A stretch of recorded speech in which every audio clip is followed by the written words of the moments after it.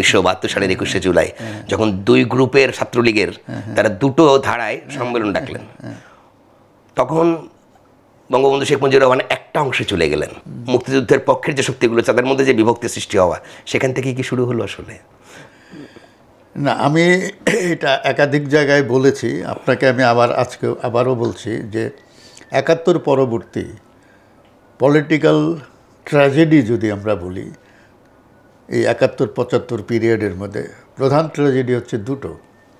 একটা হচ্ছে এই যে মুক্তিযোদ্ধাদের মধ্যে বিভক্তি, যেটা আমরা দেখলাম যে মুক্তিযোদ্ধাদের দল হিসেবে জাসদের একটা আলাদা দল তৈরি করা, এটা সবাই মুক্তিযোদ্ধা ছিল এবং শেখ মুজিব সবারই নেতা ছিলেন।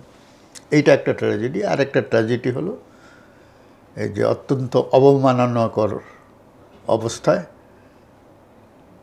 রাজনীতির মানচিত্র থেকে তাজউদ্দিন আহমদের বিদায়।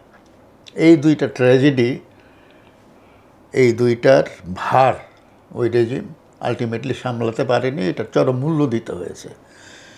তো আপনি যে কথাটা বললেন, এই যে 72-এর 21শে জুলাই ছাত্রলীগের মধ্যে এক ধরনের পোলারাইজেশন হয়েছিল, সেখানে নেতৃত্বের দ্বন্দ্ব ছিল, আদর্শের কথাবার্তাও ছিল, সব মিলিয়ে এটা হয়েছে। এখন ধরুন শেখ মুজিব সবার নেতা, হ্যাঁ, তাকে বলা হয় বঙ্গবন্ধু, তাকে বলা হয় জাতির জনক। তো যিনি এই ধারার রাজনীতির মানে প্রধান, একজন ঘরে যদি একজন কর্তা থাকেন আর তার দুই ছেলে যদি ঝগড়া করে, তাহলে কি ওই পিতা কি দুজনের মধ্যে মিটমাট করে দেবেন, রিকনসিলিয়েশন, অথবা বলবেন যে আমি তোমাদের কারো সঙ্গে নাই? কিন্তু তিনি যখন এক সন্তানের বিরুদ্ধে আরেক সন্তানের পক্ষে যান, এই পক্ষপাত, এটা কিন্তু কোনো সন্তান তার পিতার কাছে এটা প্রত্যাশা করে না। শেখ মুজিব ওই কাজটা করলেন। তিনি ডেকে প্যাচআপ করে দিতে পারতেন, ধমক দিয়ে বলতে পারতেন, অথবা একটা রিকনসিলিয়েশনের, হ্যাঁ আচ্ছা ঠিক আছে, এই দল তোমাদের গ্রুপ থেকে এতজন, তোমাদের গ্রুপ থেকে এতজন নিয়ে আমি একটা কমিটি করে দিচ্ছি। উনি বলে দিতে পারতেন আমি কমিটি করে দেবো। ছাত্রলীগের কমিটি, এর আগে অনেক কমিটি কিন্তু তার এন্ডোর্সমেন্ট ছাড়া হয় নাই। ছাত্রলীগের প্রেসিডেন্ট কে হবে, সেক্রেটারি কে হবে, এটা কিন্তু শেখ মুজিব নির্ধারণ করে দিতেন অনেক বছর যাবত। এটা বোধহয় 58-59 থেকে এটা শুরু হয়েছে এই ধারাটা। উনি এটা করতে পারতেন, কিন্তু উনি এটা করেন নাই। কেন? আমার ধারণা যে উনি চেয়েছেন এই বিভক্তিটা হয়ে যাক। এবং তাহলে এটা তিনি কেন চাইলেন? তিনি হয়তো চাইলেন যে আপদ বিদায় হোক, মানে এদেরকে আমি রাখবো না। আরেকটা তত্ত্ব আছে যেটা আমার কাছে ইদানিং খুব মনে হয়, খুব লজিক্যাল। সেটা হইল বাংলাদেশের রাজনীতিতে শেখ মুজিব বা আওয়ামী লীগকে চ্যালেঞ্জ করতে পারতো কারা ইডিওলজিক্যালি?